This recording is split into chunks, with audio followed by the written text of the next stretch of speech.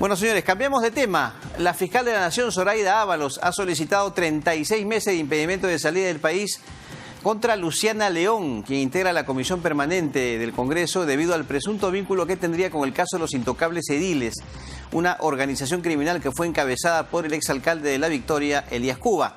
La audiencia fue programada por el Poder Judicial para mañana desde el mediodía. Según informa el diario El Comercio, la titular de la Fiscalía de la Nación pidió esta medida restrictiva contra León Romero por presuntamente haber integrado el mencionado grupo criminal. Como se recuerda, León pasó a la condición de investigada por este caso el pasado 28 de enero, luego de que se le señalara, se les indicara como el brazo político de los Intocables Ediles, tras indicios durante pesquisas fiscales, las cuales apoyarían la tesis del Ministerio Público que sostiene que la aprista habría recibido entre 15.000 y 20.000 soles mensuales por sus gestiones.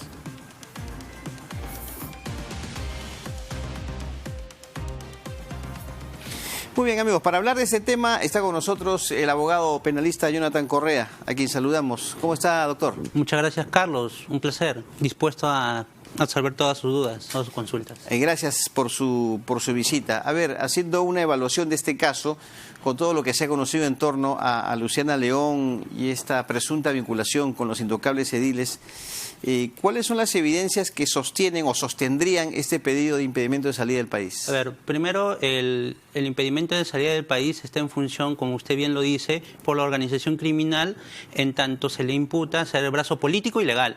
Pero además también se le imputa peculado, se le imputa cohecho y también tráfico de influencia, justamente por el hecho que usted comentó en un inicio de recibir mensualmente un monto determinado. ¿Esto a cambio de qué? De mover sus influencias, de determinar que se le incremente el presupuesto a La Victoria por 13 millones en el año correspondiente, ¿no? Esa es la imputación en sí, ese es el marco global de lo que, que trata la investigación, y la prueba que justamente los elementos que presenta la Fiscalía son en parte los audios que se han encontrado y que la vinculan con este financista de la organización de los Intocables Ediles, ¿no? Esas son las principales pruebas, digamos.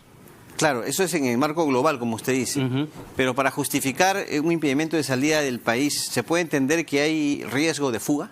Justamente, miren, el requerimiento que se ha filtrado por los medios del fiscal no establece una argumentación concreta respecto al peligro de fuga. No nos establece los parámetros del por qué esta persona debería tener esta medida, cuáles son las posibilidades de que esta persona salga, porque este requisito de fuga es propio de todas las medidas de coerción procesal en el nuevo Código Procesal Penal. Eso no lo plasma el pedido del requerimiento del fiscal, no lo plasma en ningún extremo de la documentación que se ha llegado a filtrar, ¿no? Que es este requerimiento.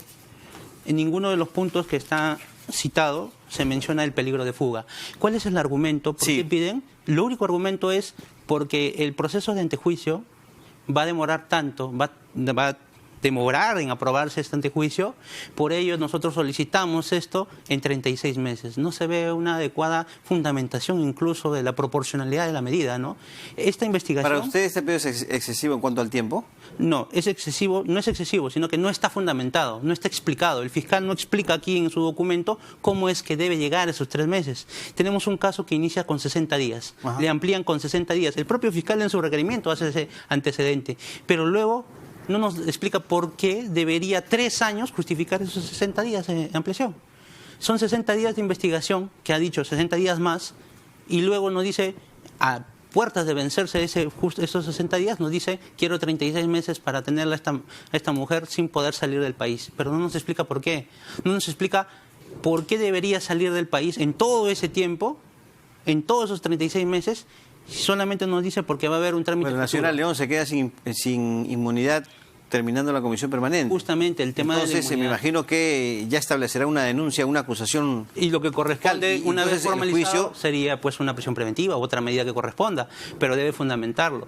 La inmunidad parlamentaria tiene que salir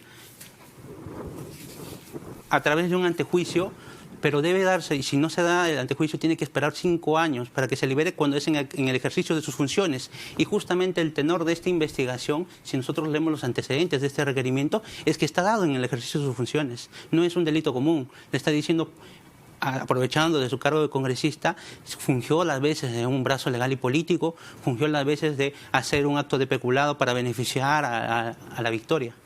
Entonces, disculpen, a la organización criminal que se gestó en la Victoria. Entonces, ese punto, ese elemento debió haberlo fundamentado más el fiscal, no lo hizo en su requerimiento, no lo ha presentado. Lo que sí hace es hacer una alusión a una suerte de elementos como anexos, pero no nos explica del por qué tiene que ser 36 meses. Ese motivo de 36 meses debe de estar claro, debe decirnos por qué yo estoy requiriendo tanto tiempo a una persona. ¿Qué aspectos se toman en consideración o qué preceptos para solicitar una situación de impedimento de salida del país? Por ejemplo, tiene que haber un peligro mínimo de fuga, ¿no? O uno de obstrucción, principalmente el de fuga, ¿no?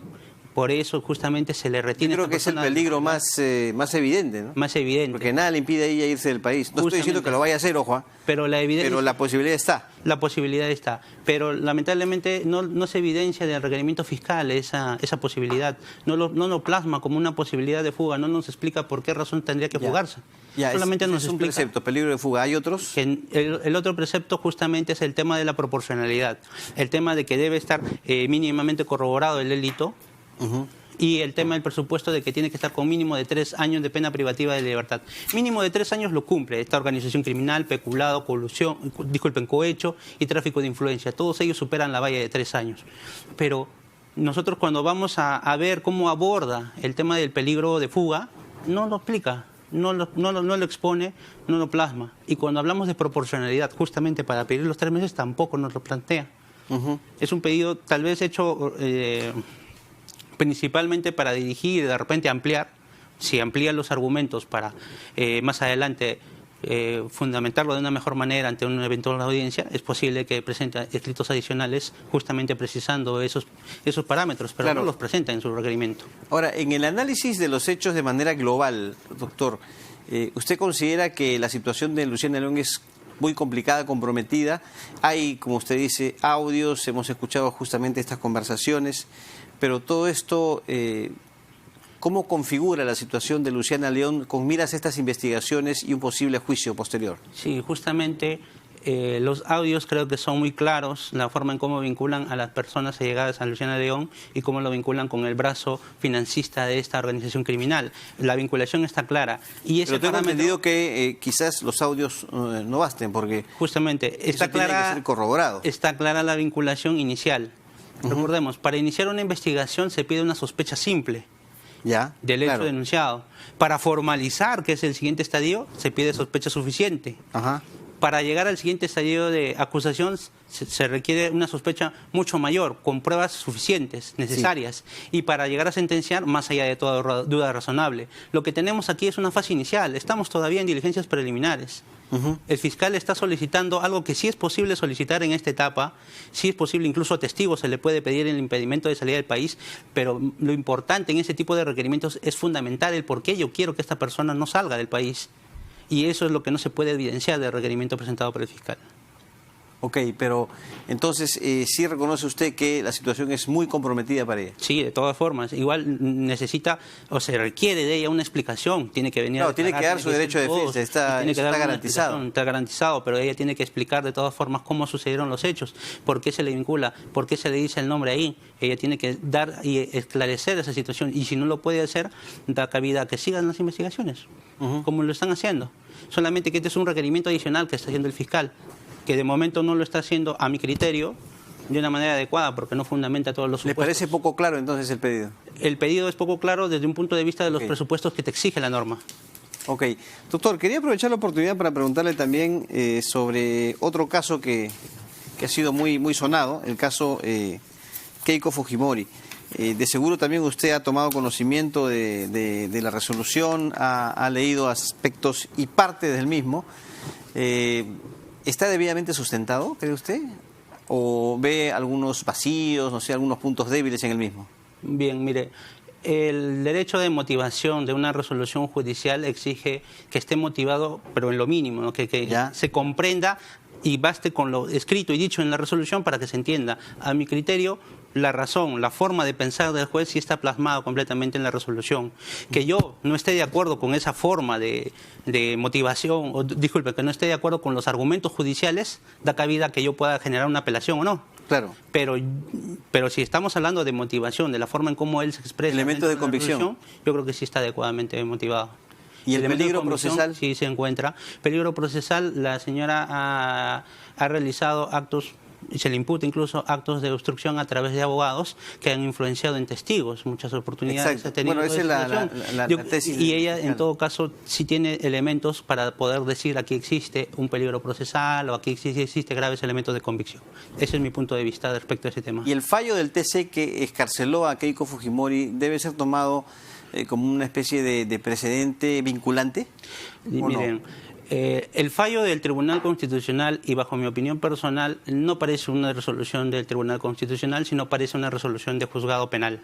¿Por qué? No analiza, Explíquenos eso. No analiza propiamente los parámetros constitucionales, sino hasta incluso empieza a analizar conceptos penales. Empieza a decirme qué es y qué no es un elemento de convicción. Empieza a decirme cuándo se configura o no configura un elemento de convicción. Eso no es trabajo de una sala constitucional. El trabajo de una sala constitucional es decirme si dentro del proceso, dentro de la resolución, se garantizan derechos o no.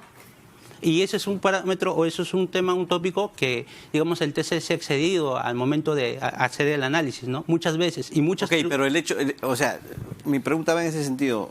Ok, ya se emitió la resolución, puede ser, diríamos, motivo de crítica o de elogio de una u otra parte. Pero esa resolución, ¿es vinculante o no? No, tiene que estar expresamente planteada la vinculación de esa resolución. No se encuentra así.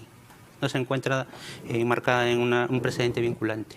Entonces, cualquier juez se puede apartar de la misma, como lo ha hecho este juez, ¿no? Este juez ha decidido, en base a lo que se ha realizado a lo largo de todo este mes, esta considerable cantidad de audiencias, ha sido bastante larga, la verdad, pero ha valorado justamente lo que se ha actuado en esta situación, apartándose un poco o dejando de lado las decisiones anteriores. O sea, ha sido adecuado para mí la decisión. ¿Y el tiempo de prisión preventiva le parece excesivo? Bueno, también he escuchado opiniones en el sentido de que, ok, se le imponen 15 meses, pero hay que contarse los 13 que tuvo ya en prisión Keiko hasta hace poco nada más, cuando... No, porque esa prisión es nula, o sea, es nula de cero. O sea, nula, no tiene valor ninguno de los días que ha estado presente, tendría que contarse desde cero. Y los 15 meses que están planteados, yo creo que sí son adecuados proporcionalmente, porque incluso en esa investigación existen una cantidad innumerable de testigos que están siendo llamados, justamente los aportantes o los falsos aportantes, están siendo llamados toda una cantidad increíble de testigos, y creo que sí amerita esa cantidad de meses. Muy bien. Doctor Correa, le agradezco mucho por su visita. Muchas gracias. Muy amable. Muy bien, señores, hemos contado con la visita del doctor Jonathan Correa, abogado penalista. 2:47, una pausa y regresamos.